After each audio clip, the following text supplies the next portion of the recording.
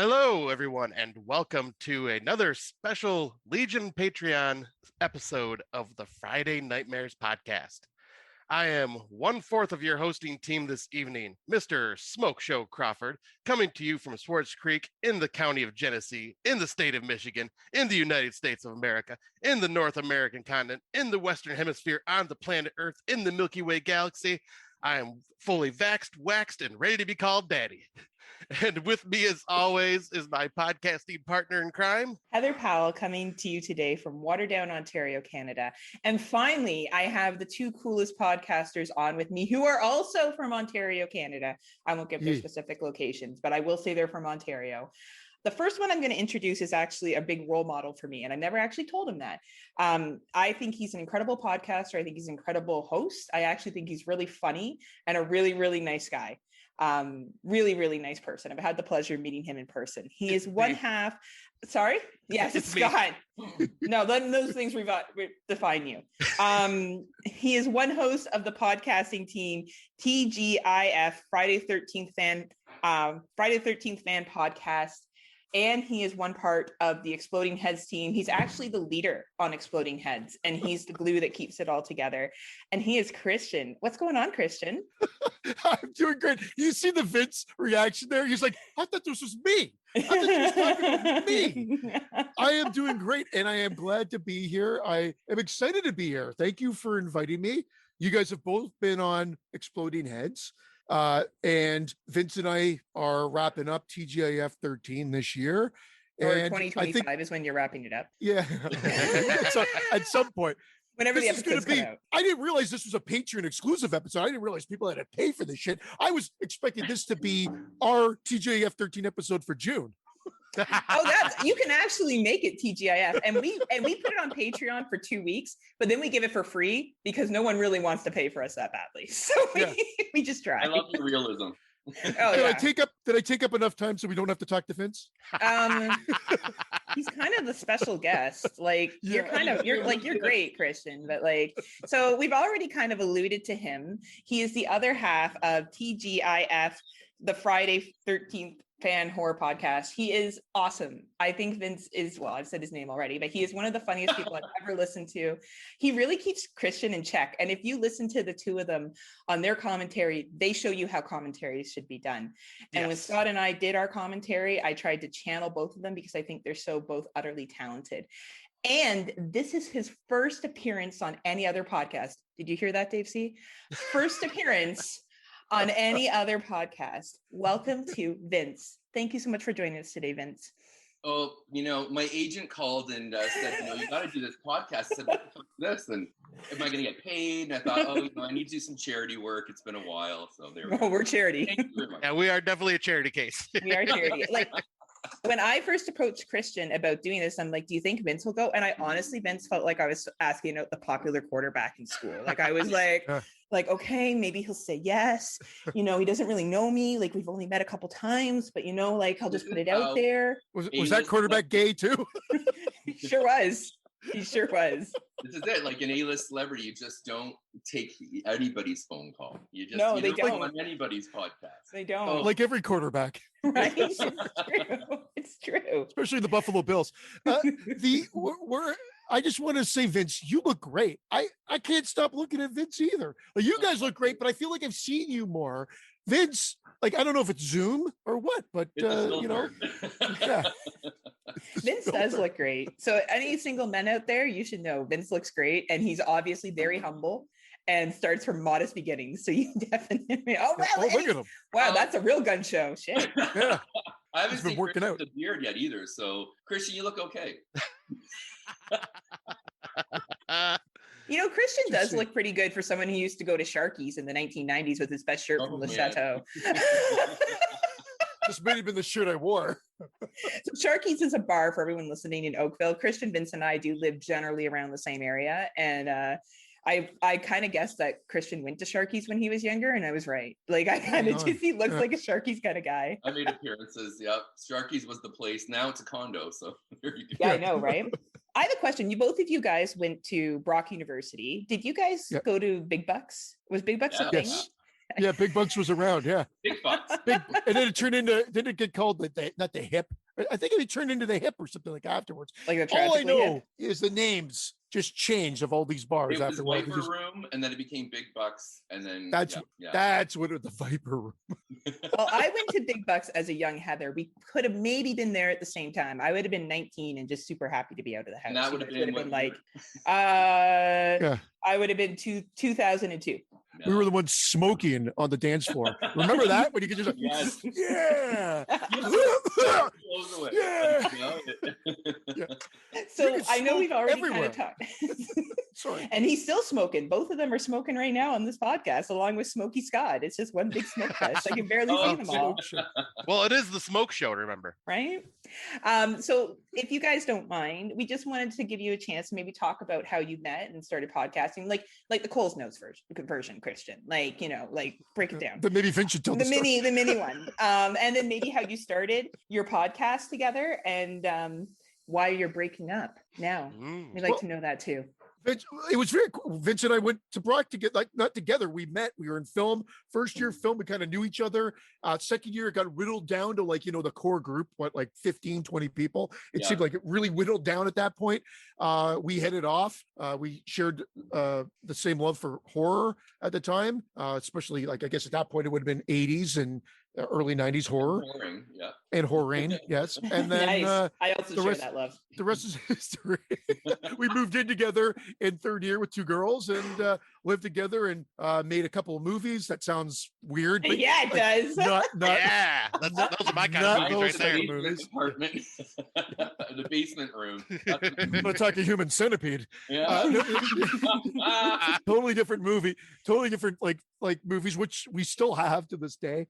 And then kind of after school, not lost contact. We kept in contact for a bit. We kind of lost contact. Mm-hmm. And it's funny because he lived 20 minutes down the road. Yeah. He needed a break. Sorry. We were still hanging out for a few years, and then for some reason, just life took us in one different direction. And then Facebook brought us back together. When Facebook was fun, not this Facebook. So when Facebook was actually meant to just connect with people and not judge everyone's life. Okay. And I'm like, I miss those Vince, days. I haven't seen you in a while. Like, where have you been hanging out? Woody's. Well, that would answer. And then Chris was married. There's my answer right there. Yeah. I love how the local jokes are happening right now. And poor Scott's like, yeah, this is funny. We're all like, right over my head.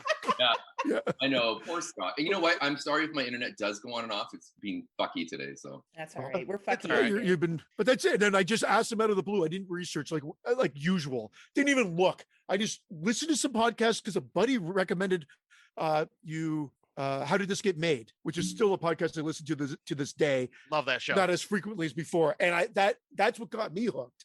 And Bloody Good Horror, I think. And I didn't think nothing wrong with the show. It just wasn't my cup. I'm like, I want more. I like the camaraderie, but I don't necessarily, the show's not entertaining enough for me. So then I just said, hey, why don't we do one dedicated to Friday the 13th? Didn't even look if there was other shows initially. Came up with the name. Yeah. And then we just, the rest is kind of history. We recorded into just regular old earbud microphones, like these things that you used to get with your iPhones or still get with your iPhones. That was the microphone we recorded into. Wow. So we were really close. Yeah. Did you share one? Is that what you were doing? All joking aside, we did have to, because if you remember, I would record it on my phone. He'd record it on my iPad, but the downfalls were too close and it was overlapping the sound or whatever. So I just ended up with just scrap it. And then I just have it hanging. Do you remember? We just had the microphone kind of hanging off and then we just That's amazing. And we were you know what? You made it sound really good, Christian, for recording like that. I've listened to a lot of your episodes and I thought the quality was always there. So you were an editing master.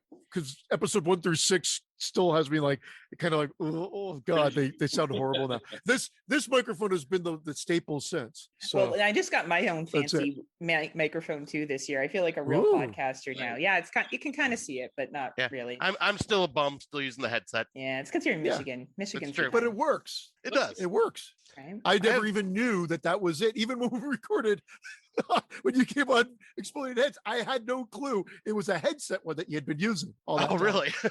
Yeah. Yeah, that's Yeah, what's so cool. funny about it. It Yeah. does have That's some cool. weird feedback that I got to edit out once in a great while, but other than that, it's not too bad. Well, your editing Yeah. skills are really good too, Scott. Well, thank you. I want to do a quick switch back over to these two and talk about your sausage eating.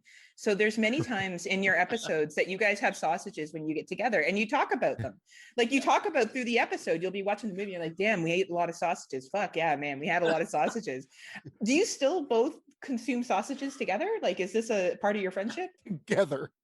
I'm just wondering, asking for a friend, hashtag Scott Crawford. Yeah. So I'm just Yeah. asking, you know. I think Vince was sausage free other than like the human sausage. I still eat sausages, but I haven't seen Vince now in well over a year. It's been a year and a half, probably. Maybe hashtag January, February of last year. Yeah. Yeah. Unfortunately. I've bought a few sausages. I don't have an indoor. I don't have a balcony, so I have an indoor barbecue, whatever it's called, grill. So they don't taste as good. Barbecue. They don't taste the same. Yeah, we call it barbecue here. Shut the fuck up, Scott. Dave C's not here to defend you. All right. I know I am on my own on this one. You are an island, my friend. An island of non-baked milk. And you know what we're not doing? Fucking miles. Everything's in kilometers and Celsius. So you can shove it, Scott, if that's what you want to start measuring. All right. It makes me feel bigger in centimeters, by the way. I have no problems here. Don't be treading on my freedom birds. Freedom bird. I love it. My rats. My rats. My rats. I remember back in the day, a girl said, "Oh, you know, like the average penis size is 7," and I'm like, "What, centimeters?" And she's like, "No inches." I'm like, "Centimeters makes me feel better." Yeah. There's nothing like honesty in a relationship, right? Like you just might as well know what you're getting into. But on all joking aside, really, thank you so much for the two of you being here. I absolutely adore both of you. I've had the privilege, as I said, of meeting Christian in person, and I meant what I said, Christian. You are really a role model when it comes to podcasting, one of the nicest people I've ever met.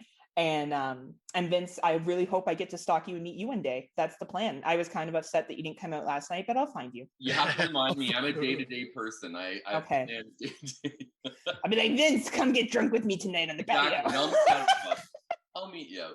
Awesome. And when Scotty comes up here, which is the plan, hopefully we'll be able to all meet up together as well too. For sure. Scott has that never would be been awesome. to Ontario, Canada at all, but never been to Ontario. So we're going to go to Niagara Falls. We're going to try to get through Nightmares. I've never had the guts to go in it. Have you guys been to Nightmares at all? Oh, I have. Nightmares and Screamers. If Screamers is still yeah. Yeah, I want to go. I'll come with you for that. Oh yeah. Oh hell yeah. Christian, do you want to come or like? I'll come. Clifton Hill, man. Clifton Hill is the place to go. They may come too. Who knows? Yeah, bring your kids. Actually, houses. bring little Christian. I love little Christian. He's really funny. He's like you. He may not want to go through the haunted house. He might be freaked out. I have video of passing by Screamers holding Jocelyn. I think Carrie was holding Jocelyn in her arms, and the music alone, she's like, no, no. We still have that video to this day, and it's great.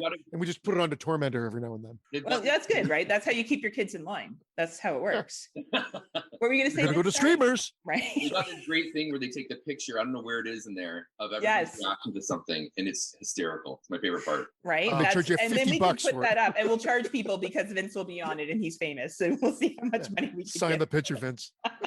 Sign the picture, Vince. But yeah, I'm excited to actually make it out there. Like, because let's see, what was it? March of 2020, I actually got my enhanced license so I could finally cross the damn border, and then the borders shut right the frick down. And then fuck you, COVID. Yeah, what happened? Right. So I've been planning this trip for a while, and it just keeps getting pushed back. And now Heather and I are just like, yeah, it's gonna happen someday. Oh, we joke about the borders opening all the time, like all the time. License. You guys never heard of passports? No. Whoa, well, Christian, you know better. We can get passports as well, but in Michigan, enhanced licenses only cost $45, and we can drive across the border of Canada. We can't use an airplane or go on a cruise ship to Canada.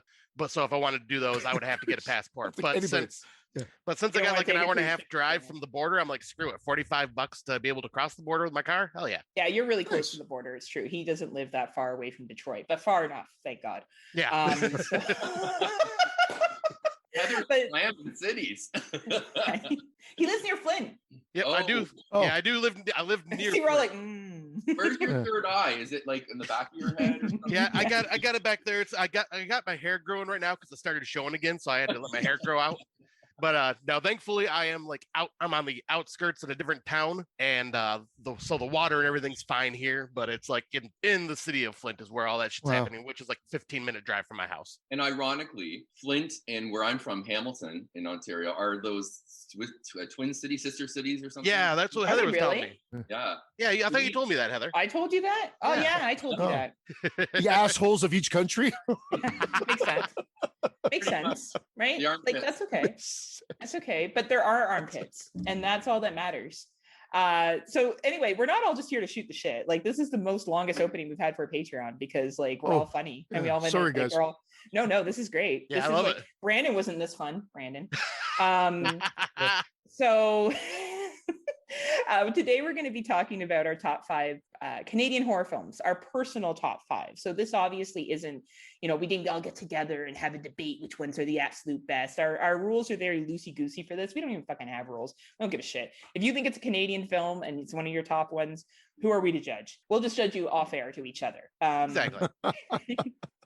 So we will be giving shout outs. So these are just, movies or honorable recommendations or whatever you want to call it that didn't make our top 5, but we feel are worthy of mentioning. So I'll start with Scotty and then he can kind of direct us from there. All right. And since there's 4 of us, this is the first time we've had 4 on for the Patreon show. Figure I'll just like list out the order. So I'll go me, Vince, Heather, then Christian. We'll just kind of go back and forth like that. I think would be a good way to do it. So yeah, I'll go through my 5 honorable mentions I have real fast. I'm not going to really talk much about them, but there are ones that I was debating on. So of course, if we're talking about Canadian horror, I have to at least give an honorable mention to Black Christmas 1974. Absolutely. It's pretty much what proto slasher from the 70s. So I freaking love that movie. Blood Quantum from last year. And just because I enjoyed the movie, and this is from an American perspective, and when I got a chance to listen to the Fresh Cuts episode that you and Moods were on, Heather, and hearing a lot of the more like in-depth details of what this movie was really about, like really fascinating. Like how shitty we've treated our indigenous population, yes.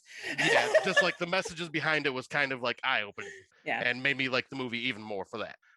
Then, of course, I have to talk about Videodrome 1983. Freaking classic. I'm not the hugest fan of Cronenberg, as I've said in my last episode, but like some of his films are just fantastic.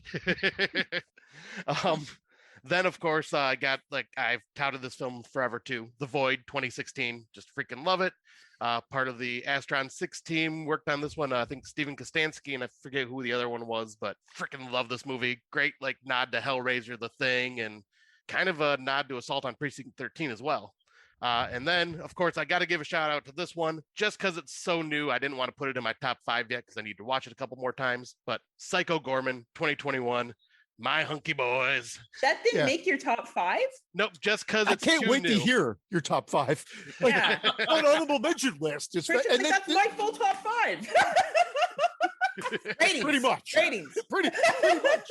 Yeah. There will be a lot of overlap. There will be overlap for sure. Yeah, I had a feeling there would be. That's awesome. That is Scotty. phenomenal. Yeah, so I'll say, like I said, this was a tough. If this was a top 10, this would have been part of my top 10 list for sure. But Absolutely. yeah. Wow. So yeah, I guess we will pass it over to Vince. You got any honorable mentions? So we're just doing honorable mentions now. Yeah, and then we'll go around and do our like number 1, number 5. Okay, because there's going to Those be are the rules. Yeah. With rules. So I'm more Vince. old school, as everybody knows. Like I probably haven't. I'm not up to date with the most recent Canadian horrors, and that's because I like to do other things than watch horror movies. What? I know. Hey, have you heard of this thing called Summer Series? Yeah. But my honorable mentions would be Happy Birthday to Me, which I didn't really know was a Canadian film. I didn't either, actually. Yeah, but it's definitely there. It's I just love that. I more love the last half of the movie. The first half kind of sucks. And then My Bloody Valentine. It's an honorable mention. It's not one of my top 5. Yeah, I know Christian's looking at me like he wants to kill me, but and the good old Ginger Snaps. Yes. I really enjoyed Awesome. that movie. Yeah. But those are I only have like 3 honorable mentions for that. I could have gone on and on, but I don't want to drone on like Christian because he will take all the. And I'm going to. I'm sorry. I know me. Look, he got a bigger cut in the money that we're giving out. Like you got 25 cents. You got 50 cents. I mentioned the money. There's no money. Yeah. Bird money. Actually, Ginger Snaps was the one that I ended up cutting off of my honorable mentions because I do love that movie, but it was just right there. It's a good Part film. 2, right? Yeah, part 2 is just something else. Holy crap. Yeah, completely. That's awesome. Thank you, Vince. All right, so Heather. Christian. No, No, it's me, Vince, you, then Those are the rules. I thought it was Christian. I thought I went last. No, we're staggering it, just kind of doing a little bit mix up. That's fine. Haha, Christian. Save the best for last. Save the best looking for last. That's why. Wow. My God. I'm really laying on thick. I want my DVD that I won or Blu-ray that you never gave to me, Christian, from Exploding Heads. All right, I'll come over when I get my second vaccine. Still wrapped. And we'll have masks and gloves on and we'll do an exchange. Just to be extra safe. She wouldn't fair and square, Vince. Right? Vince is like looking at me like, why am I not getting the Blu-ray? Right? He gets your friendship. That's more of a gift. That's the best gift of all, right? Oh, gift or If I do that. All right, so my honorable mentions. I had the hardest time with this list. First of all, I am a unapologetic proud Canadian. I have no problem admitting that I love our films. I love Canadian television. I even watch the Gemini Awards. Like I dig this shit a lot. So, I am who I am. And I also love politics and horror. I'm a social justice warrior with a little bit of humor, but also a social justice annoying warrior. But I'm not a vegan and I don't do yoga. So it's not too So fuck Lululemon. Fuck Lululemon. Oh, yeah. But these were just some shout outs that I had to give. So The Dead Zone from 1983. This was a first time watch for me. And man, I don't know how I skipped over this bad boy. It was fucking amazing. So recommend it to anyone who hasn't seen it. Grave Encounters from 2013. I really thought that was a great found footage film. I really enjoyed it. Yeah, I really enjoyed it. So great film. The Void, even though I'm not a Lovecraftian person, nothing can take away from my respect for that film. It's an incredibly well done film. Has a really good budget, like such a good budget. You're like, this is Canadian. Like you kind of like, shit. All right. Really good movie. Spiral from 2019. I talked about political films.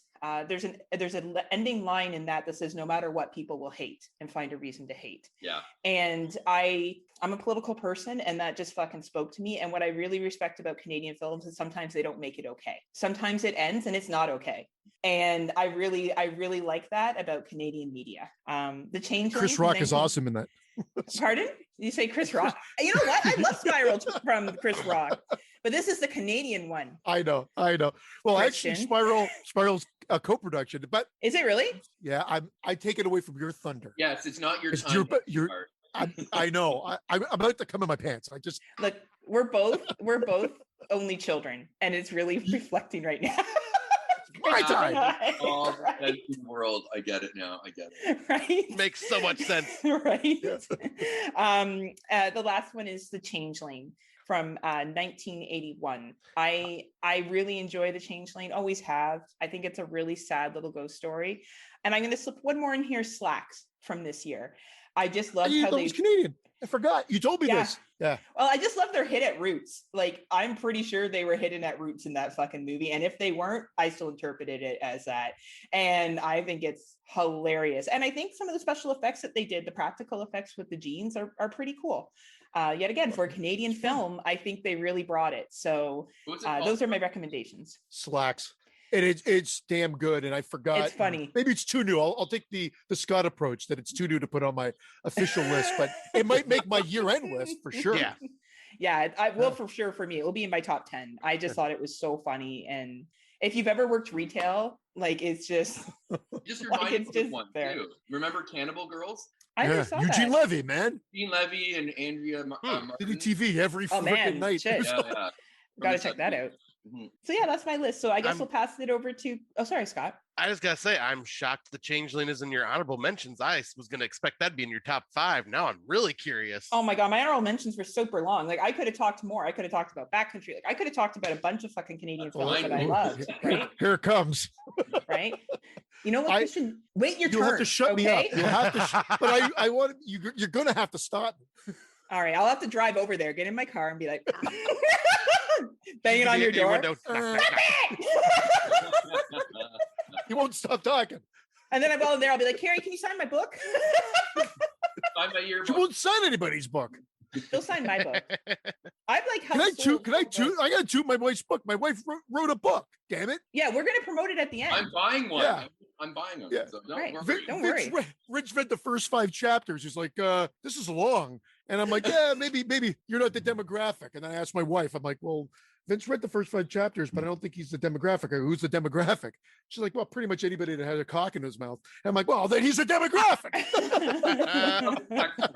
But a teenage girl thing is like, I'm kidding. I'm joking. I know. I'm sorry. But I can't Segue. Well, I here's the thing. Carrie's Canadian, so I'm going to clarify that I read the like pre-edited version. You did. Oh yeah. You read like I don't even know what draft you read, but it was pre-edited. And anyway, we will get into it now because it's about Canadian horror. Yeah. And like she'll kill me if I don't mention it, but it's not now. Oh, we're mentioning it. She's an up and coming Canadian artist. Was the Changeling your last one, or did you say you're sneaking one more in? I snuck Flaxen. Oh, Slacks was the sneak. Yeah. Now it's your turn. I got nothing to say. Again, this was great because I actually challenged myself. I didn't watch 24 fucking movies, but I watched a handful of movies to try to bring me up to speed with some of the ones I've wanted to watch that I missed. And I'm going to give a shout out to Adam McDonald as a director. Both Backcountry and Pie Wacket are great awesome fucking movies. Yes. They didn't make my overall top 5 list, but I can't wait to see what else he does, because those 2 movies alone, I didn't see that Home Sweet Home one. So I still have to try to track that one down. I think that was his first, maybe. I'll have to go back and check it out, but I showed it to him. And now, of course, the actual honorable mentions. I am going to shout out that French movie that I feel like is underseen, and it's 5150 Elm's Way. It's that French film. I really like this movie. I think it's escaped, and a lot of people have not watched it. It's not traditional, like, frame to frame horror, but I think it's got a crazy little message, and it's like it takes you for a weird journey. And so like that one's definitely someone that I don't know if it's my all-time favorite, but I think more people should see it and check it out for themselves. Then because these guys are great, and I've almost enjoyed every movie they've done, is The Editor. Yes. Awesome film. That movie is great, and it actually was on my top 10 initially, and probably would still be based on this. Then I'll say Stage Fright 2014. Oh my God. I forgot that one. was a Canadian slasher, modern slasher that blends like old school with a musical, and I thought it was absolutely fantastic. More modern, 2 years ago or last year, Random Acts of Violence. This movie's device, like, people either like they don't like the message, or they think it's muddy at the end, but the journey and the actual pacing and everything else, it keeps me glued. I've watched that. I've watched it again, going in with all hearing everybody's negativity on the movie, or the ending at least. And I'm like, I still love it. I still think it's great. And then I'll say Pontypool. Nice. I actually kicked this probably out of my top 5, but Pontypool's great. I love that contained horror. Again, something about radio stations, anything on the radio. I love radio movies, talk radio, Private Parts, Pontypool, Pump Up the Volume. Fuck. All these movies, something intrigues me about these movies. And that one's great too. And then my last one, because I stuck another one in, is The Changeling. And what if a ghost story is done right, this is the one that's done right. Again? How did you say the Changeling? I've been hearing Changeling. Oh, did I say Changeling? Changeling. Yeah. Changeling. Yeah. But you know what? I wouldn't put it past me to say Changeling. That's just, again, me. Like, trust me.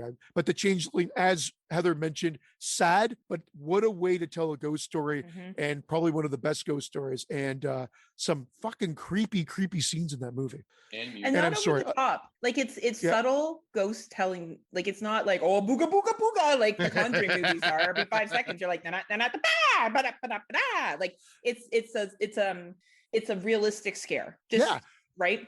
The look, again, we could talk about, we're not here to talk about just one specific movie, but I do have to put a big asterisk here, guys. I know I told you I talk a lot, so I apologize. But I did make this difficult for me. I know you guys are loosey-goosey and not anal about it. Sorry, Vince. But the reality would we be didn't say that we didn't like anal. We just said we're not. Yeah. Anal is the wonderful thing. I know you're missing all this pleasure. Let's talk about that. a whole different show. But I took co-productions out. So if I thought it was a co-production, I actually took it out. So that meant no Martyrs for me, no American Psycho, no The Witch, no Orphan, Saw 2 through Spiral, The Final Girls, all kicked to the curb. I thought Spiral was full Canadian. I didn't know it was Coke. So when I read it, no. It was Canadian. Saw Spiral, not the one that you're Spiral talking 2019. Yeah, I thought that was full Canadian. You're probably totally right. I not, tried to do the same. Trust me, I'm not the encyclopedia on this. I'd like to think I am, but I'm not. And then Cronenberg, I would only allow myself one. I said, otherwise my top 5 list would be Cronenberg infused. Yeah, so that's it. I'll stop talking. I'll say, because I'm hoping that I did that because like I was trying to stick with like purely made Canadian horror films, because there's a few that I was talking to Heather and she's going, yeah, that was co-production or that was only filmed in Canada. So I'm going, shit. That's co-production. Yeah. So I'm trying, but this is dumb American trying to figure this out. So don't call yourself dumb. You're the furthest thing from it, Scott. I may have screwed up too. Who knows? But that was sort of the loosey-goosey rules. Yeah, like, you know what I mean? Like, I agree. Martyrs, though, and like what you said about Martyrs, what a fucking amazing film, right? Like, that's one of my hardest to watch films that I'd had to sit through. Some of those scenes where I had to sit there and be like, this is a movie. This isn't really happening. These are actors, because it was so violent. Well, that's my favorite movie of the millennium. Yeah, I can see why. Of the two, I'll say at least horror film. Yes. I really do try to. Sometimes I separate. I do horror and then everything else. I don't know why. Because we are horror first. Yeah, we are horrors first. We sure are. Anally. Well, you damn right. That's what said he left. Oh well, bye Vince. Thanks for being here. All right, Scott, why don't you start us off? Yeah, we can hear you. I don't know. My internet's unstable today, which is basically my brain. So that's all right. We're all unstable. Scotty, bring us in with your number 5. All right. So my number 5 is Anything for Jackson in 2020. Nice I watched this last year and I think I've watched it already 3 times since it was released, because it's just such a insane, just nonstop, like Attack of the Senses horror comedy. And like and it's just done right with the comedy, where it's not like slapstick. It's just like kind of just sprinkled in there, just a little bit of levity.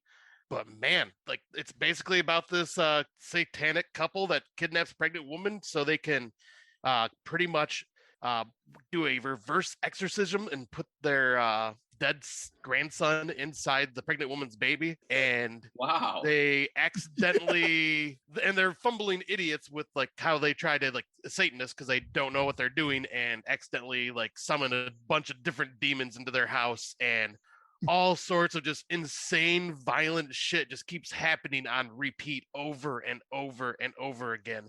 And the fact that this director was a Hallmark Christmas movie director mainly, and then just jumped into horror out of nowhere, freaking blows my mind. But yeah, this is just like one of those films that I just have so much fun every time I watch it, because it's just so like over the top.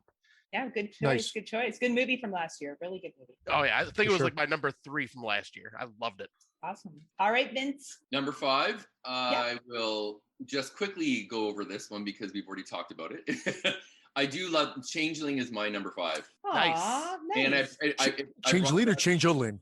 It's the ling of change. It's the kind of ling of change. I just watched it again because I wanted to know if it was, still, and it's not scary as much as it is what's the word I'm looking for? I guess brooding and slow burn, and but still has some of those great ghost movie scares that are classic, as opposed to the ones today where they fly at you and that kind of thing. So that's my number 5. Nice. Awesome. Good taste, Vince. Obviously, this is a podcast of good taste. Yeah. So my number 5 is What Keeps You Alive from 2018. I did not realize that was Canadian. So this was a modern day Canadian horror film filmed up in beautiful Muskoka. And I really love the dynamic between this couple. And the change in the relationship happens very early on. And what the protagonist has to do to survive is very smart at times. Like, you really don't know how this movie's going to go. And I love that about this film. You don't know who's going to survive. You don't know who's going to make it out. And I think the acting between the two female leads is incredible. And even the secondary actors, there's not many of them, but they play their parts well. And the filming is extremely well done and really showcases how beautiful Muskoka is. So that's my number 5. Nice. Like, I'm regretting not realizing that one. Oh, it's funny that those two girls are often overlooked at how many horror films they've been in, especially the main girl. Oh, yeah. She's been in a shit ton of horror films. Yes.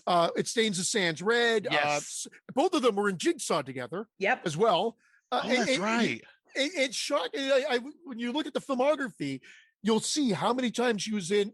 They've been in, well, not together necessarily all the time, but just how much horror. A good call. And how many good Canadian actors and actresses we have. I think sometimes we don't reflect as a country. And yeah, I sound so poppy, but I don't fucking care. This is our Canadian show on how good our talent is. Like, we got really fucking good talent. And we have really good filmmakers. And sometimes when a film's Canadian, people don't realize it. They'll be like, oh, it must be an American film, because they don't, unless it's some films that are over the top Canadian, like Good Cop, Bon Cop, or Bon Cop, Bad Cop, like where you're like, oh my God, this is Ontario and fucking Quebec written all over it. You don't know, right? So I really like that film. I'm glad you guys dig it too. And now we move to Christian. Christian, what's your number 5? My number 5 is The Blackcoat's Daughter, aka February. Nice. Oh, I didn't realize that. This is a very slow. This is a slow burn, but if you stick around for the ride, there's some really creepy imagery as well. It's scary in the same sort of way that Vince described The Changeling, which is that it's sort of just over this feeling of dread. And then you're just like there sort of absorbing the story, and it's not like outright scares. And I always think of it, the visual I get is this one scene after a particular death, and then the look of kind of this just sort of crazed look on one of the characters' faces just sticks with me. It's like, just embedded in my psyche. And so for that, deserves high praise. A high quality made film. What a great freaking movie. And once again, I'm kicking myself. I'm going to be changing my list as we go, apparently. No, don't, because now we're just showing of all the good films that are available. Exactly. Right? I'm not changing anything. I haven't watched half of these, so don't worry about it. Poor Vince is like, my God, what's been happening in the last 20 years of film? Am I in a horror podcast? I can't remember. He's like, dude, Porky's. Oh, that's a good movie. And Meatballs. Porky's and Meatballs, 1 to 5. Those are my top movies. Don't forget about Strange Brew. Strange Brew. Canadian bacon. This is what I love. I know you're making me want to watch old corny movies. All right, Scotty. Sorry, you go ahead, Vince. No, I was gonna say there's some really dark Canadian films like Incendies. Have you ever seen that one? No. Oh, that is it's French, and it is probably the most mind-fucked movie you'll ever see. It borders on horror because of the grotesqueness of the acts of the people, but it's a very serious film. So Incendies, I'll send it to you guys after. Nice. That's awesome. Cool. Thanks, Vince. You're welcome. Thank you. All right. So you want me to jump into my number 4? Sure do. All right. So this one was mentioned in the honorable mentions as well, and that is Pontypool from 2008. Nice. Yes. I just watched this like at the beginning of last year when we were doing our first time watches, and I've heard so many people talk about like, you need to watch this, you need to watch it. I'm like, yeah, I'll put it on my list. Never got around to it. Finally sat down and watched it, and I'm kicking myself for waiting so long, because god damn, this movie was just incredible. I even was catching some of the Canadian references with was it OTP or OCP? OPP. The OPP, yeah, you know me. No, that's not the OPP. You done with OPP? Yeah, that's right. And I was even looking up the town and everything like that just to see where it was located and all that stuff. And obviously talking to Heather and getting even more of the Canadian references. But I just love the fact that this zombie movie is not your typical zombie movie. And it's like the way this virus spreads is so fucking unique. Just the way that it's the usage of wording and just how that if it's used and repeated over and over again, it somehow turns them into zombies. And it's creepy. When people start actually turning, it's freaking just disturbing. Yeah. And just brilliant movie all around. because I'm one of those that just gets so burnt out in the zombie genre. They've done it over and over and over again. So when a zombie movie comes out and does something this unique, I am all about it. Awesome. I couldn't agree more. And my buddy Richard worked on the film. Oh, nice. I always, every time we bring up the film, I remember him telling me he was working on it. And I don't, can you call someone a buddy if you haven't seen them in like 10 years? Yeah. Yeah. If they work on a film, you better believe it. Yeah. You We can still absolutely talk. call them a buddy for sure. Yeah, I'm friends with so-and-so. I met them once. Yeah, that's what I do with Vince. I'm like, Vince and I are super tight. We met online. I went to school with him after I went to school with you, Vince.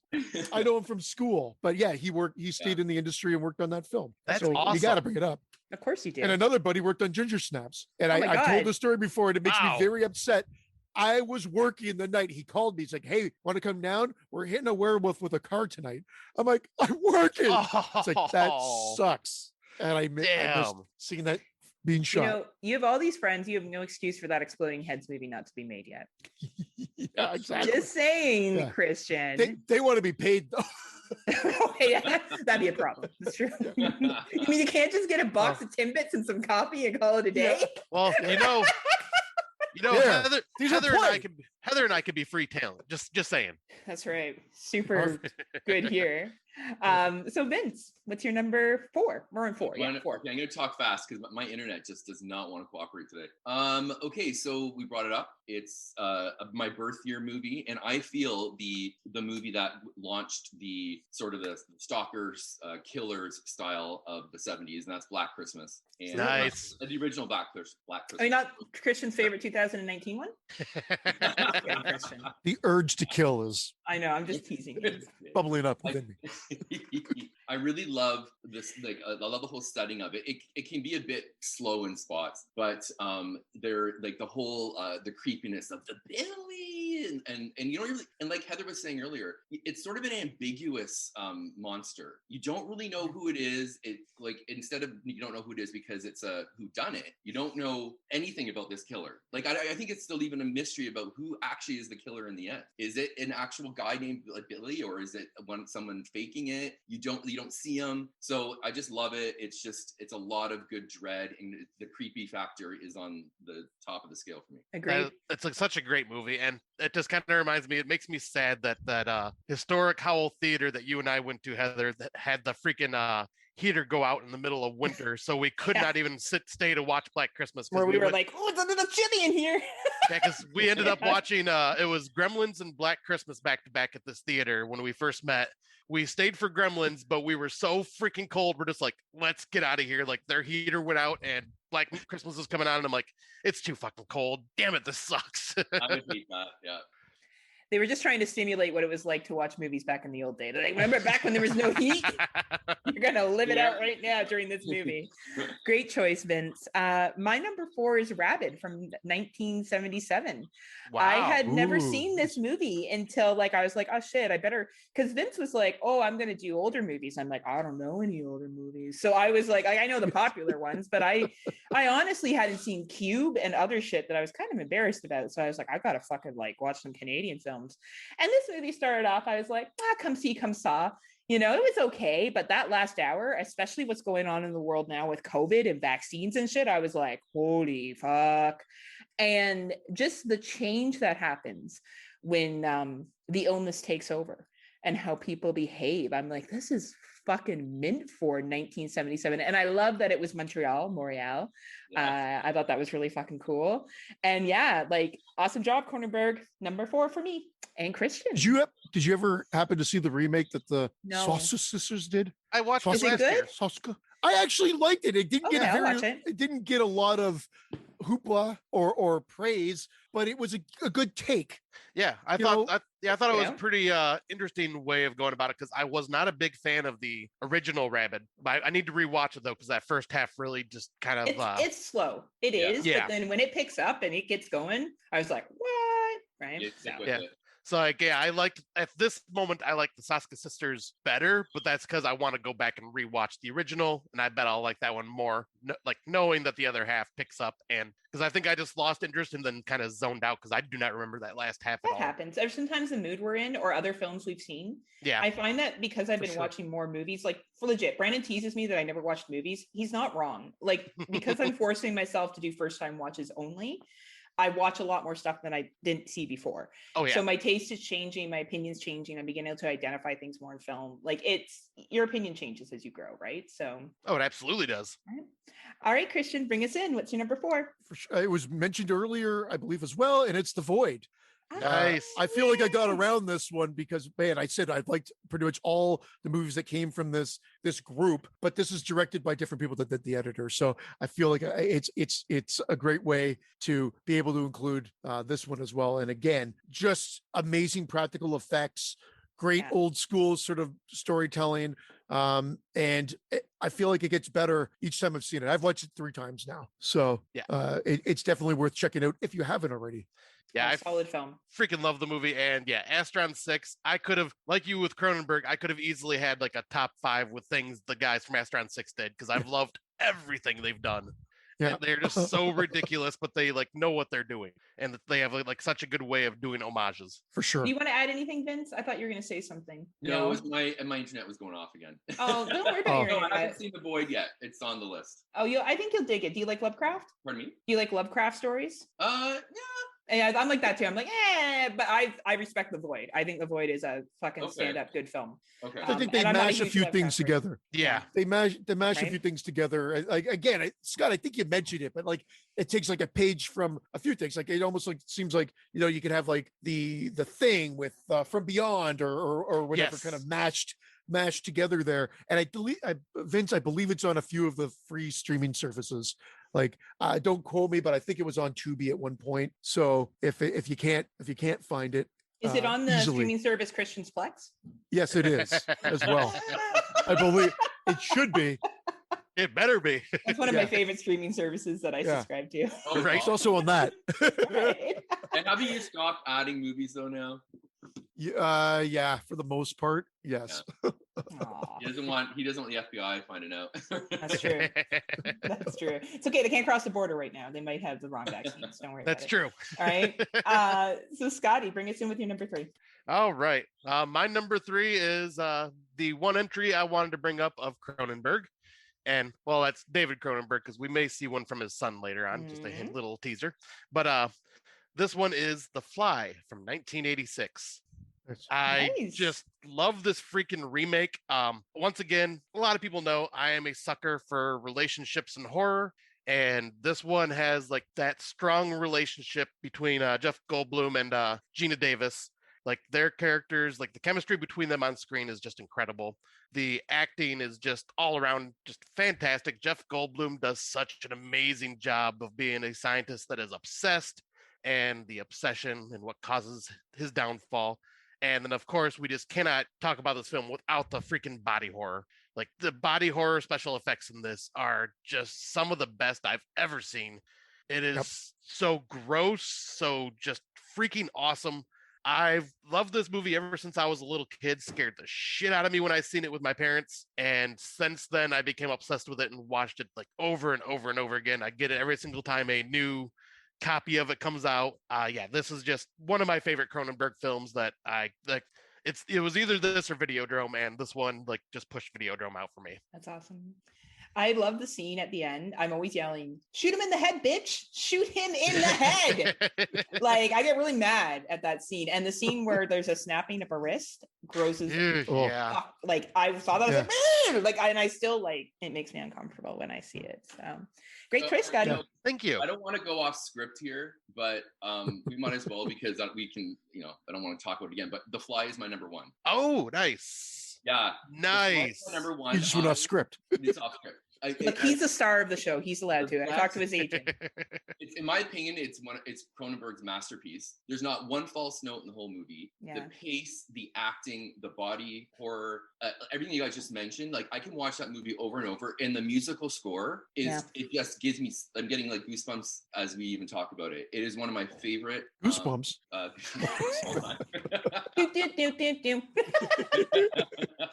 Is Goosebumps Canadian? I think it is, isn't it? No, it's not. But you might as well leave now. What? I don't want to go off script here. Here's my number 1. Hey, I still got other ones, so I could go to number 2 for my. You can swap them around. Yeah, you can switch him around. You got a 1B. I got a 1B. Well, there's always really good ones. That's an awesome choice. I couldn't agree more, Vince. Like The Fly upsets me, and that's how you know it's a good film, right? Oh, like it upsets me. Film. Oh my god, Right? I love it. Yeah, so Almost as much as Christian upsets me. Just kidding. I'm just kidding, Christian. You don't upset me. Oh, that skunk. Christian's my favorite head. I just wish he could edit Brandon out of all the episodes, and then it would be even better to listen to Exploding Heads. It'd be a lot of editing. Can you imagine? She's sweet talking me, but we know Brandon's her favorite. It is. I stalk him. And David's the least favorite. Yeah, I'm just jealous of Dave C. I just want to be Dave C. That's why. If only I had the cult of C and Junior, like my world would be unstoppable, right? Like, True. Honestly, have you heard about Junior, Vince? We'll talk to you about him after the show. You may want to meet him. Vince has not heard of Junior. Oh boy. We'll talk about Junior later. Boy.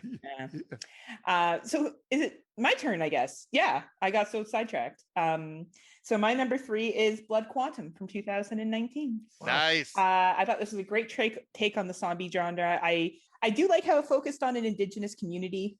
I call it Indigenous. I know different communities want to be called different things, but as a fucking white chick, I'm just going to say Indigenous. And I love there's a scene in it where these white people show up with a blanket to an Indigenous community and they kind of look at them. They're like, well, we have this blanket. And they're like, are you fucking kidding me? And I think that's really funny. Like, I think there's some comedy in there that I'm like, clever. Cheers, movie. Cheers. And I just think the whole build up to it and why, certain people are immune and certain people are not, it was just really well done and high quality filmmaking. So if you haven't had a chance to check it out and you enjoy zombie films and maybe want a different take on it a little bit, Blood Quantum 2019. So nice. And Christian, sorry, Vince. To the washroom. Sorry. What was that? Sorry. I thought Scott was taking us to the washroom for a second. He does that. No, we were talking about number 2. So he's like, you guys got to see what I'm working with, Vince. I'll say we're on our number 3. I was about ready to go make it number 3. But my dog was getting ready to get. No, that is what we get when we're excited. Okay. But no, my dog was acting up, so I had to go take care of him real quick. I had to go take care of him. I saw an American shotgun on the wall. That shoot first, ask questions later. Yeah, yeah. Right. Let me rephrase. Let him outside. So Blood Quantum was. Oh, sorry. No, go ahead. I was going to say about Blood Quantum. That was the movie that we were supposed to get together with Heather with last year, Vince, and then we just ghosted her the whole time. I goosed her, but we ghosted her. And remember we said we were thinking of doing it, and I asked, hey, would you be interested? And you're like, yeah, that should be good. And then a year went by. It happens. Yeah, it happens. Keep on top of Christian. You have to. I realize now after listening to your show more, it probably isn't an appropriate movie for that show, especially with circumstances that have come out as of late. You probably don't want to use that movie. Let's just stick to cheesy slashers. Yeah. And my 3 has been mentioned twice already, and that's Black Christmas. Nice. 1974, you motherfuckers out there. So like that, again, proto slash, or actually we could even say that this is the beginning. This is the start. I agree to say slasher. Yeah. And this is where you get all the sort of start of the tropes and everything. Absolutely creepy. Great cast. The slow parts don't seem slow to me as much as they did even 2 years ago, 3 years ago when Vince and I did it on the show. We were kind of making fun, but then we were getting invested in while we were watching it. We go, Vince, we got to talk. We got to be talking about this movie, but we wanted to watch it, and that's what keeps it going. And the whole calls coming from in the house, it was great. And maybe it would seem weird now, or you'd be able to catch on to it now, but back in the day, I don't think you would have. At all.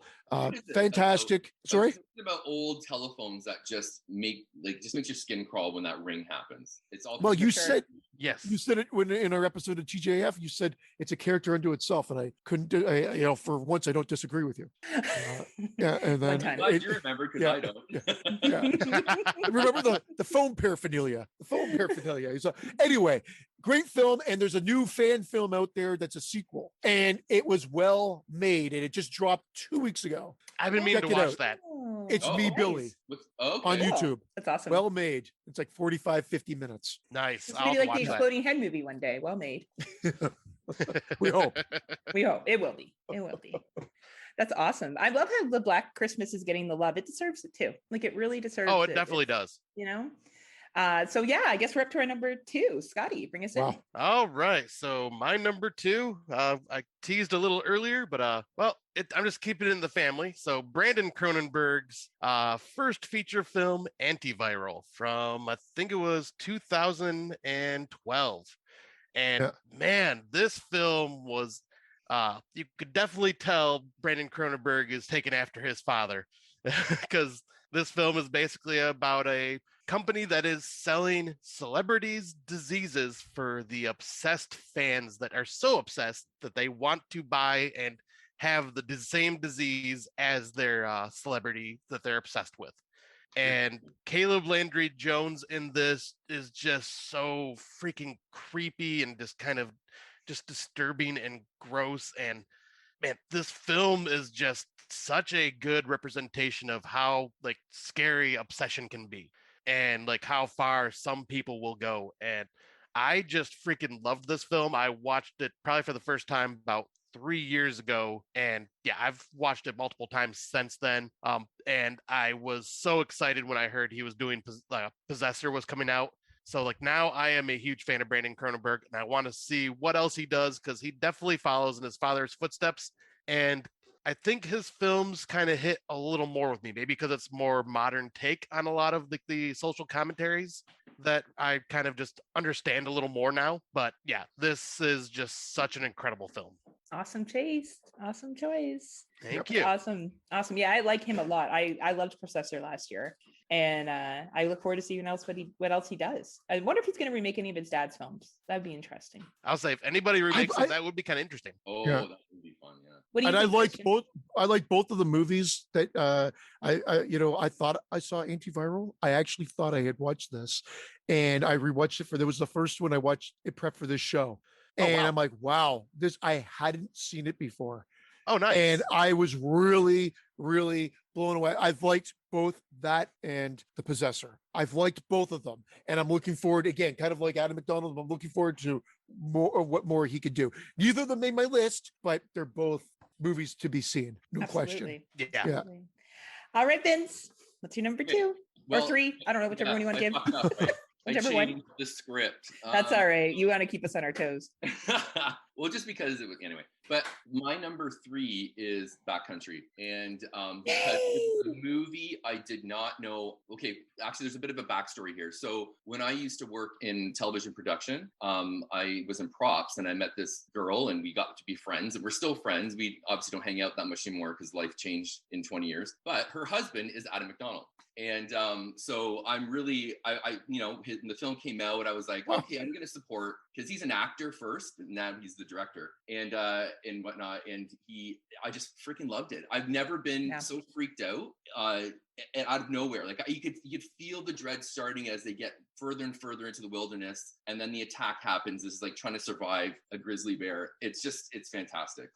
And that actually happened. That happened in Ontario. That's based on a true story. It's modified in the movie, but that happened just outside of Barrie. Like, and I think in the fucking crazy. It was the girl that was the one that was attacked. Yeah. Right. So, and it was a black bear, which they just changed it to grizzly, which is fine. Who cares? Like, honestly, a bear's a bear. Does it really fucking matter, right? Like, if there's a bear, you're gonna fucking peace. I'm a bear, and I'm all people, so right? What's even better? Movie. Sorry, Scott. Oh, that's all right. I was just saying that was a good movie. I just watched it last year because Heather recommended it to me one time, and like when we were doing our animal attack episodes, I believe. Again, I called it out earlier. Great. And the one thing I really do like about that on top of it all is if you go in blind and not knowing the full story or looking at the cover art or whatever, they kind of set you up like it might be a slasher or a killer in the woods or being hunted for sport or type movie. Like they tease you with that that encounter, only then to be like, nope. And then how they bring that back at the end is actually kind of like just sort of like icing on the cake. And that attack is beautifully done. Done. Yep. It is so vicious. And it mimics what a bear would do. Like it's pretty close to bear behavior, right? Like that's why I like it so much. And black bears can get pretty fucking big. I don't know if you guys have been up north a lot, but I've been up to Sudbury, and like I ran into a mama with her cubs once, and it was the fucking scariest experience in my life. I was lucky that it was far enough away that I wasn't a threat, but holy fuck, my heart was, because you're done. Like there's no running a fucking black bear, right? So bring up a good point that it feels very natural as an instinct to them, whereas some of these, like especially these shark movies and stuff, the shark becomes so personal and trying to kill the shallows and all that. I'm like, come on, like seriously. Yeah. So that's why this movie is a little personal. Yeah, right. Sorry. It is scary. It's fucking scary because there's like no rhyme or reason. It just shows up, and it's so well done, and they do a good job with the characters as well. I mean, it both that and I said Pie. That's why I now have to go back and try to find that Home Sweet Home. If that is his first film, I believe it is. You should know. I didn't even realize he was a personal friend. I knew you said you knew him or of him. I didn't realize the connection. I've never met him. I know his wife very well. Like we work together and we're Facebook friends still, and we chat. But that's as much as I know. You guys should do Backcountry and get him on there as a commentary for your final episode. Hi, he's still alive. You want to come on and talk about Backcountry on this awesome podcast? Super famous. You can promote anything you want. Promote everything. I guarantee our 5 listeners will be into it for sure. That's what Scott's cousin always says, that our podcast has dozens and dozens of listeners, and I'm like, dude, if we have more than 6, I'm happy with that. Like, yeah, my cousin gives me shit because I'll be like, oh, I can't come over tonight. I gotta record. He's like, oh yeah, you don't want to disappoint your dozens of listeners. Like, you fucker. Yeah, it's really funny. All right, so I think we're on 2, right? So Vince went. No, I went already. Did I go? Yes. No, I still have to go. Okay, sorry. I'm getting confused now with all this movie talk. Sorry. So my number 2 is Pontypool from 2008. Nice. Pontypool. It's a TVO special. Yeah. Pokeroo pool. It's actually Polka Dot Door. And Today's Special combined. Today's Special. Gonna just start throwing out Canadian references that no one fucking read all about it. Right? I'm just gonna smile and nod. And Scott's like, yeah. So Pontypool, which I had no idea was a real city until I looked it up, and I'm like, what do you know about that? For all the reasons you guys have said, but what I really liked is how the French language was the language that they spoke. I think that was really interesting for a lot of different reasons. But the acting and being able to not show certain things, but still create a fear is some really talented filmmaking. And that's what I love about this film, is that you only get a couple of real examples of the quote unquote zombies or outbreak or whatever you want to call it. But those examples are done well. And the mass amount of people that you think are closing in, you don't necessarily see them, you hear them. Yeah. And you see the characters, you buy into the character's reaction to what is going on. And that's excellent writing, directing, and everything else that comes with it. So Pontypool, if you're listening and you haven't checked it out, please do. Yes, absolutely. Bruce McDonald. Yeah, right. Movie is incredible. All right, Christian, what's your number? And watch Hardcore Logo too. Well, check out every one of his films. It's funny because Brandon, I think, hated Hellions or something like that, and Brandon hates life. And rated it really low. That's another Bruce McDonald movie, but usually he's spot on. But like every director, could have hits. You always have stuff that you like and don't like, but Pontypool is a like for sure. Yeah. And my number 2 is it's My Bloody Valentine. I don't know. Nice. Why I'm dancing around it. Love this slasher film. I actually don't mind the remake. I like the remake. Fun. Don't mind the remake. It was a shit ton of fun to watch it in 3D in the theater. I had a blast watching it. But no, the original. This is growing on me so much. I liked it as a kid, but I liked it in the way that, you kind of like some slasher films and never really gave it much of a chance. And then more in the last 10 years have developed more of a life for it. Vince and I did on the show early on. And it just characters, the setting, the gore, the fact that it's been released now with the missing footage that I wanted when I was a kid and everything else. So just you put that all together, and it's just one of the best slasher films. It's the best East Coast film probably that's ever been out there. I've never seen a more Eastern Coast film than that one. Itey bo, and out to the fishing rod we go, and out to the and tons of moose head at every frame. Oh my god, moose head's not in the frame. It's shocking, but it's such a fun, great slasher. And the characters are lovable. I love the characters. Like even like the secondary ones that you're like, man, I actually don't want anything to happen to you either, random dude that keeps showing up in the scene. Like it's really great in character development of a big group of characters. And Christian, you've talked before about having too many characters. And I feel like this is a film that is able to have a fair amount of characters, but does it well.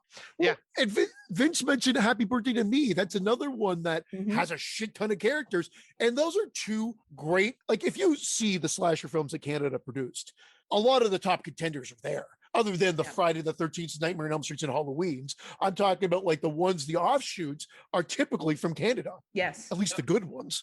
And then like Happy Birthday to Me being one of them. And of course, My Bloody Valentine. And I think they do juggle the secondary characters well. And they make people likable as opposed that you want them to die.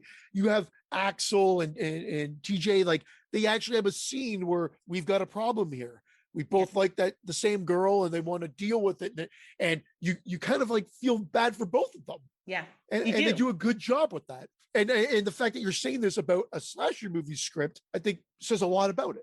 Absolutely. And the delivery of it. And I just always love how it's so East Coast. I honestly, whenever time I fucking watch that movie, and I've been to the East Coast, and I'm like, this is so fucking like, and I think it was filmed in New Brunswick. I feel like. Yeah, they're in Nova Scotia, but you're right. Is it New Brunswick? Oh, Nova Scotia. Okay. Don't again. I think it is Nova Scotia. It's Sydney, Nova Scotia, because Sydney. I lovingly recently took over that territory for my work, but because of COVID, haven't been able to travel. And I snapshot where it was filmed because I said, when I go out for work, I'm traveling out. That's really cool. Locations of the movie. No question. No question. Amazing. Yeah. It is such a good baller. Yeah. World traveler. That is an excellent choice because that is a great movie. I didn't put it on my list because I knew that at least it would get talked about once or twice. I had a feeling. Good point. Like that in Black Christmas, right? Yeah. Well, here we are. What we've been waiting for. Our number ones and Vince numbers 2 or 3, whichever one he's going to say. We already know what his number 1 is, which is The Fly. In case you didn't hear it earlier, excellent film. So, Scotty, bring us in with your number 1. All right. So Heather probably has an idea because I haven't brought it up yet. But my number 1 film, this is another one I had to go with for Astron 6. It's The Editor. I just fucking love the shit out of this movie. It is so goddamn funny. It's an homage to every Italian horror film out there. Like if you've seen any Dario Argento or Lucio Fulci or just any even like more obscure Italian directors, like you will get a lot of these references. Like they show a lot of love and care. It spoofs the Italian genre, but at the same time, like gives it love as well. Like every actor is Bella. Bella. But like I love it because they're Canadian and they overdub their own voices with their own voices, which makes it even better. Oh my God. And they just overact the shit out of it. There are so many quotable lines. That's an excellent penis you have there. Yeah. You're just the editor. just the editor. I mean, and you got Udo Kier in there just playing some crazy mental doctor, and just everything in this just clicks for me. I'm like, as a lot of people probably know by my taste, I love the over-the-top ridiculous horror with comedy, and this one has it in spades. It's over-the-top violence, tons of nudity, and it's not just, oh, here's a bunch of naked women. It's like, no, here's naked women. Here's naked men. We don't care. For me too. Yeah, I'll say. Yeah, like it was like just my cock. Yeah, it was equal opportunity. Right? And who doesn't? Exactly. Who doesn't? Love it. And yeah, this is just, I could go on and on and on about this film. I freaking love it. And like I said, I could have made a top 5 of just Astron 6 or movies that the parts of this team have done because they just know what they're doing. I freaking love them, and I can't wait to see whatever else they decide to do. Awesome number 1, Scotty. Awesome. All right, Vince. Well, since I fucked it all up, this might bring it back because this movie, I can't get enough of it. I will always watch it, and it's become such a cult classic in my mind, and I think for everybody else. And it also spawned one of the only Canadian sort of franchises that have gone on to 4 films. I think I know what you're gonna say. Yep. Prom night. Prom night. Everything is all right. All right. Lynch's prom. This doesn't vindicate you. But we got Hello Mary Lou, Prom Night 2, Prom Night 3, The Last Kiss, all Canadian, but they got more comedy. But yeah, Prom Night is amazing. Everything about it. I know there's huge flaws. I don't like some of the kills either, but because probably the rating or the gore that they couldn't master back then or whatnot, even though the ending is pretty good with the chopped off head. But yeah, just a great movie. The twist, it's the brother all along. I don't know how else to say it without sounding like a spoiler. Yeah. For anyone who hasn't seen Prom Night, seen it. If you haven't seen it, shut off this podcast and go watch it. Come back to us later. Definitely. Oh, I just watched it last night.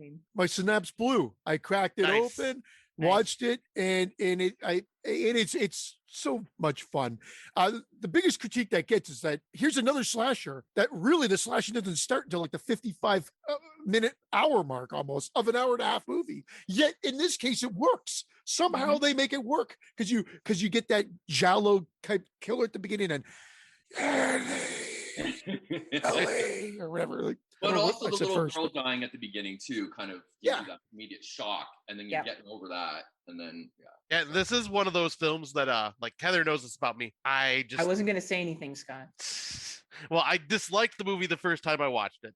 I watched it again the second time, and I'm going, all right, I'm liking it a little more. And then we watched it for our prom episode, or no, it was we compared it to the remake. Yes, that was our remake episode. Yeah. Nothing like the original.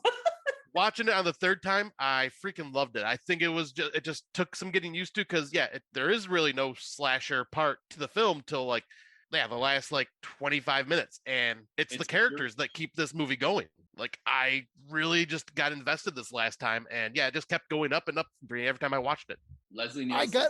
Leslie Nielsen. Him disappearing. That's the only thing. I almost wish they just had one bookend moment with him showing up at the end. Because I understand why they did it, to kind of be like a red herring, no question. But then he just doesn't show up at the end, and he still gets top billing. He went to go play on Airplane. That's why. Yeah, right. I got a piece, guys. I got a lot of movies I got to make. Exactly, right? Now, Scott, have you seen the Prom Night sequels? Because they get funny. Oh yes, I loved Hello Lou, Mary Lou, or Hello Mary Lou. Prom Night too, Yep, and then I was kind of surprised Christian's not upset that we didn't bring up Prom Night 4. I thought Christian didn't like Prom Night 4. No, I'm the one that likes it. Yeah, he's the one that had it in his top 50 slashers. I will never live it down because I did leave. It's a good slasher. Again, I like it. It has everything you need in a slasher movie. It's a little slow, but I guess I was trying to shine a light on it because it gets universally hated on. Yeah. And I'm like, what? Why? So I think I pushed it there, but then I did keep off some of my ones that I would normally go back and revisit more so than that. So that was my misstep. But yeah, I like Prom Night 4. I'm not afraid to admit it anymore. Yep, and same. I like Prom Night 4. I think it's fun. Yeah, the only one I was not the biggest fan of was Part 3. And that one was Part 3 is a little over the top silly for me personally, but I still think the series is fun, right? Pardon?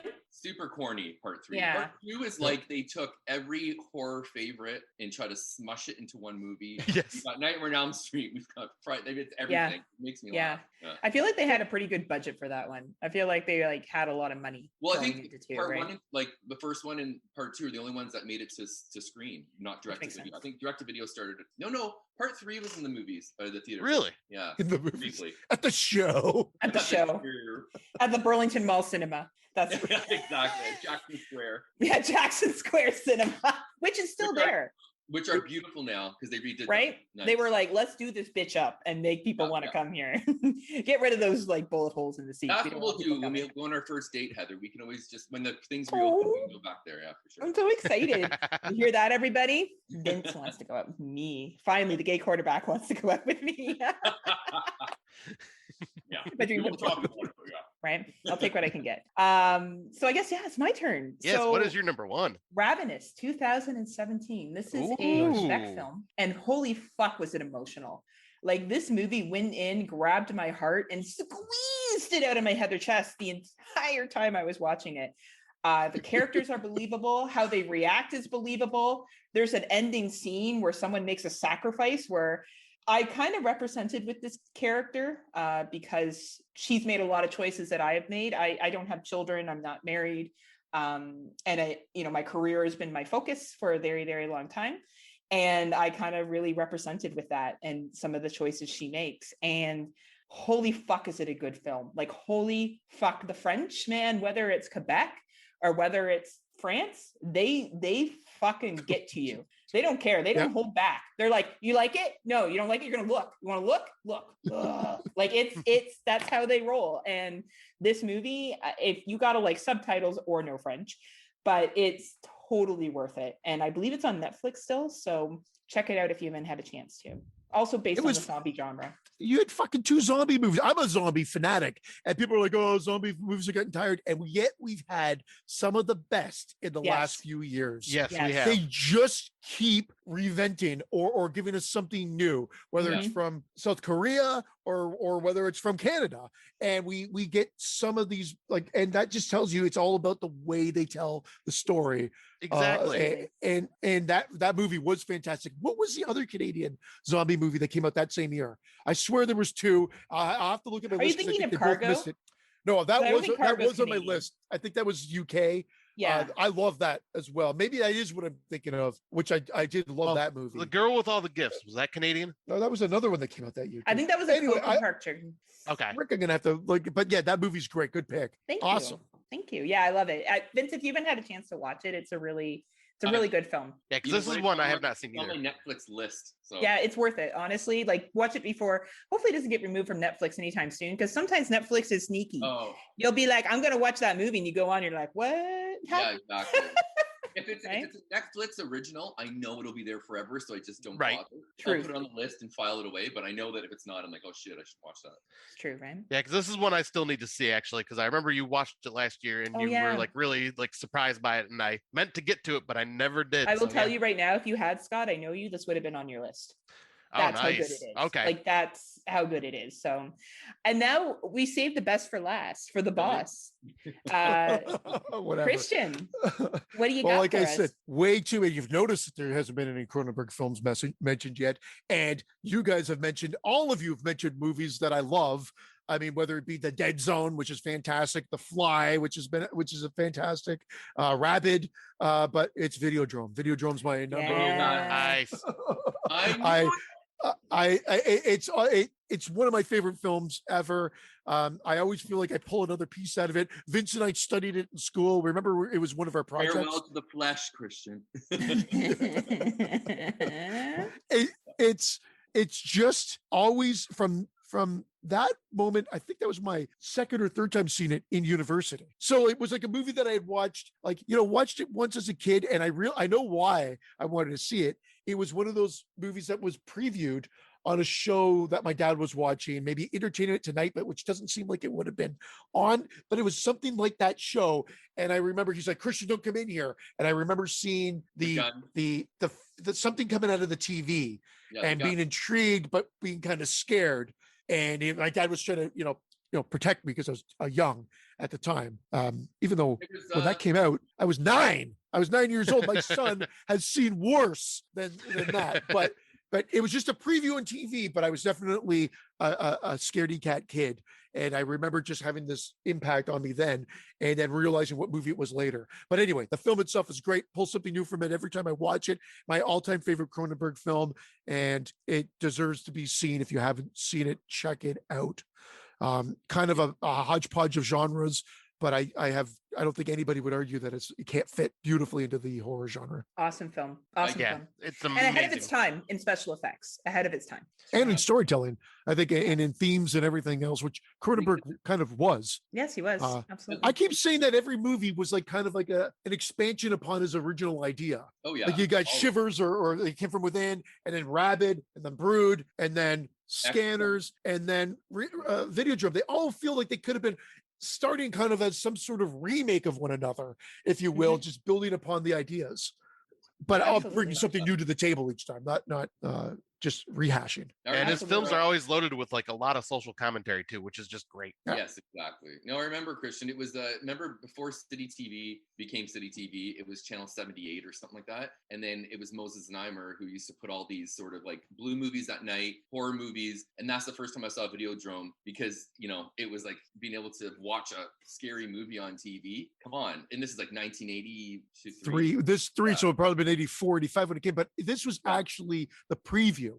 You know, when they do those like new from Horror Master David Cronenberg, it was like a sneak peek, but not the trailer on TV. That's what it was. So it could have been 82 even, but I just know that it was before release, and I wasn't into horror at that time. It scared the shit out of me, which is again why I always say I'm fascinated now, because it scared me to death when I was a kid. Well, and now your son can sit through things like Serbian film and Solo, and he's absolutely fine. Right? Yeah, he's like, come on, Dad, this isn't rough. Yeah. Oh, please. Good boy. Jesus Christmas. Those movies. I like fun in my movies. Yeah. My movies need to be, there's got to be some element of fun. And if not, then I'm like, why the fuck am I watching this? Not to promo our last Patreon, but we did top 5 uncomfortable films, and we watched those 2 movies. And, you know, for shock value, they're great. If you want to be shocked and you want to see how far someone can push a limit and gross you out, that's fine. But when you look at something like Videodrome, which is gross in parts, like there's parts that will make you grossed out and uncomfortable, but there's more to it. Yeah. It's more than just shock cinema.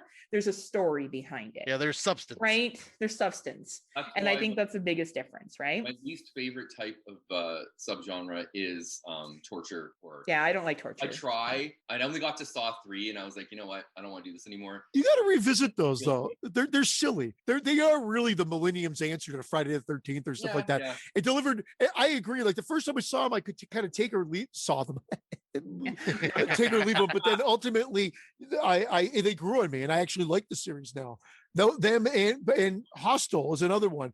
All three are worth checking out, but 1 and 2 are definitely which one with the girls get revenge on their kidnappers? What's that series called?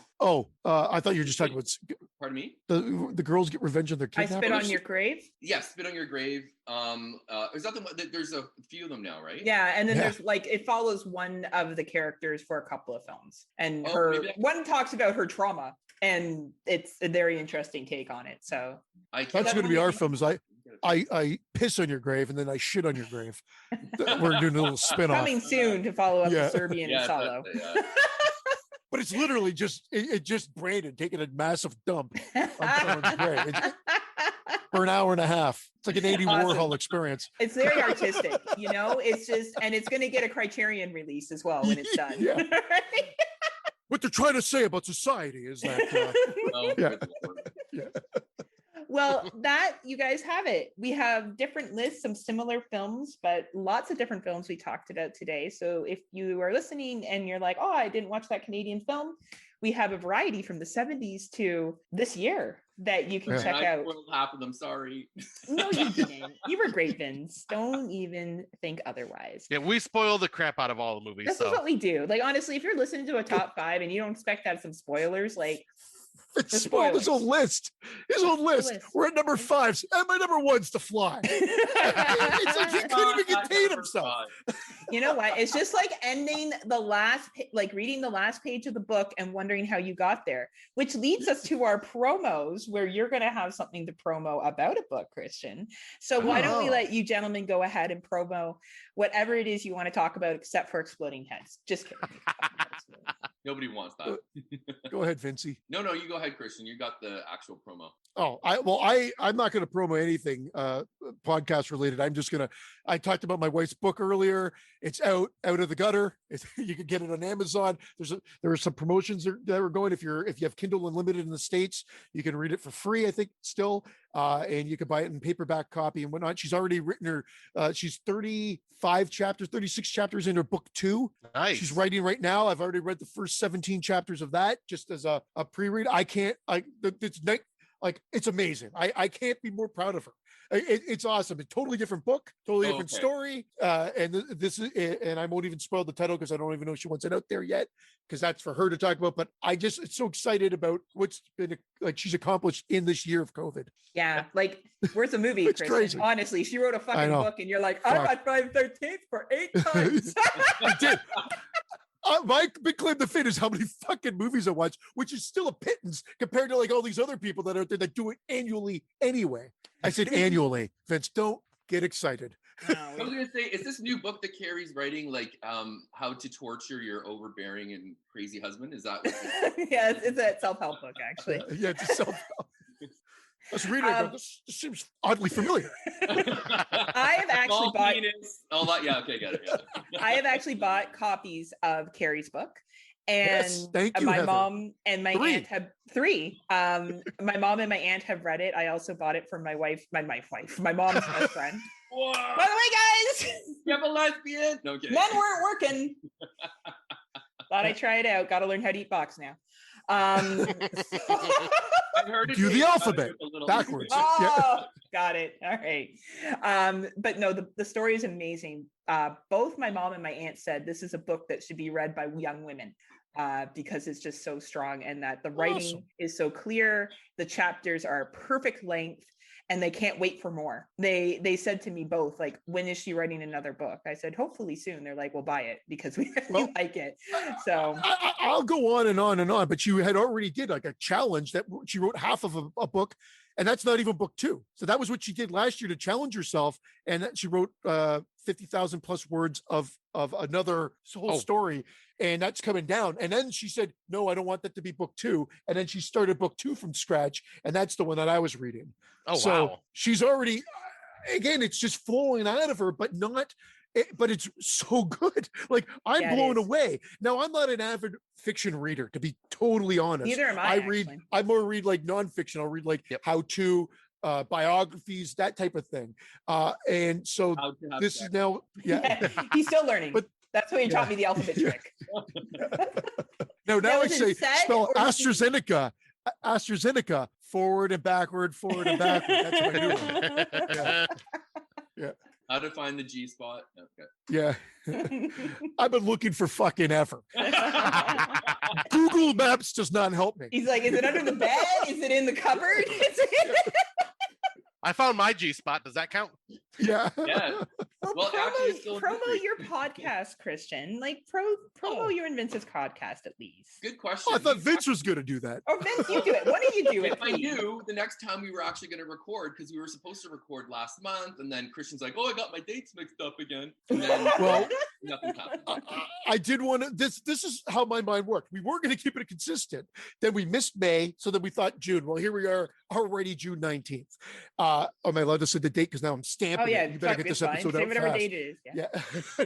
So now I don't think we're going to do June because, hey, we've been on your show, and thank you for having us on the show because it's been fantastic. Absolutely. So that will be June. So maybe July now, but I've got every new show has guests on it. That's the thing. So I've already got the guests lined up, and I have no problem saying it. We've got Dave Radone, who was like listened to us from day one. Paul Stevenson. I love Paul. Nice. I heart Paul. I heart Paul. It's going to come up, yes, and I told him that you do, and that you brought his name up on I think our show, and so he agreed to come on, and he says he has to dust off his equipment. I'm like, Paul, he's got a great voice. He's so fucking funny, and he's like his dry humor is out of this world. Like, and he's from Buffalo too, or North Tonawanda area too. So he's close proximity, man. And then Lacey and Dan were going to join us for Scream 4, but Vince wanted to do that one next. But I'm like, well, with 5 coming out in January, we should probably push that down the road a little bit. Yeah. So again, with I'm talking so fucking much. You guys are supposed to stop me. Well, I just want to know why I soon. Didn't I have the highest number of views when I came on the show, or was that when the show kind of tanked? Honestly, you were a great guest. Yeah. You were a great guest. It's all been very even, Steven. Preston to Francis, I think got I think now Preston's was good and yours was right there, right below it. I love Preston. But I mean, I know I can't beat Preston. I listen to Preston the whole time, like make a movie. That was me the whole time, like like if Vince and I had been on there, like Preston, you're the best. Preston, you're just so good. Can we just talk about you for an hour and a half? Yeah. He's great. He's so like easy going too. Sorry, man. What's going on? We're gonna be fully, vaxxed and waxed in a week or so. So why don't we get together in July and actually do a real one? Yeah. And fuck guests. You mean no? We can have the guests on, but then we make it easier. I want to be the next guest. I'll then. come by and I'll drink and film you. I'll come with the camera and I'll be the production support. Yeah, there we go. Okay, so you got to do the lighting just right. Okay. Yeah. And I'll So have the it's that- sausages when we're there. We'll both be double vaxxed. We could do it live. We could eat sausages. It could be old school, but we will have I can't not have the guests on now because I told them, oh my God, we're going to have guests. So we'll stay true to our word, but we'll finish this off the way it should always been. That's it. Awesome. That was a very long plug for our show. Well, and you deserve it. And also there is the Exploding Heads podcast. We plug this show all the time on our regular Never heard feed. of it. It's full of these. There's 3 sexy stallions. And let me tell you, I just watch it because I've replaced my Pornhub watching with the video. That's all I need is the 3 of them. You guys are on video now? Yeah, they're on video. They're on YouTube. I watch the YouTube video all the time.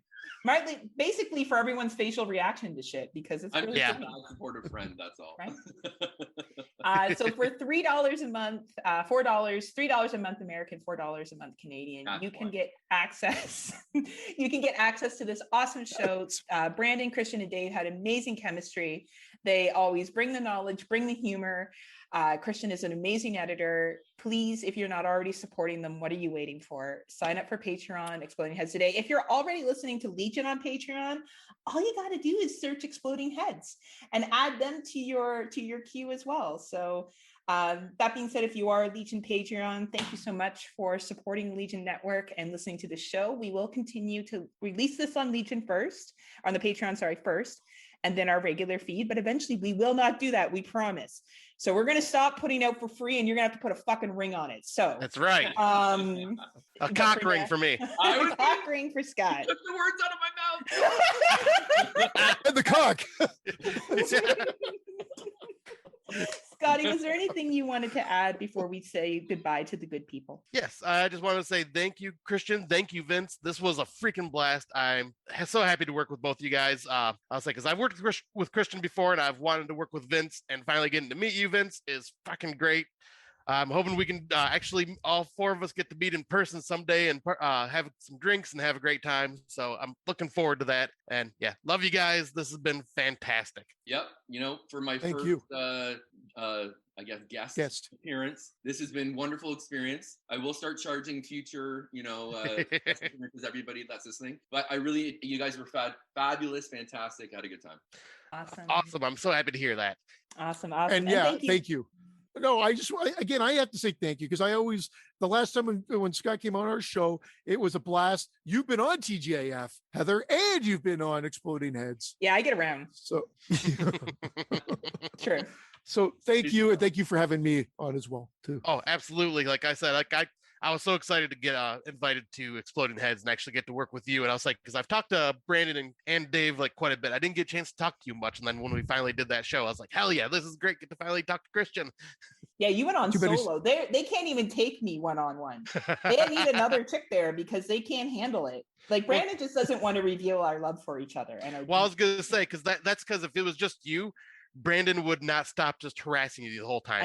I know, because he's obsessed with me. Like, not to, like brag he is obsessed. He is. I'm like, you're obsessed with me. He's like, I'm not obsessed with you. I don't bring you up at all. And then I listen to the show. Yeah, Heather.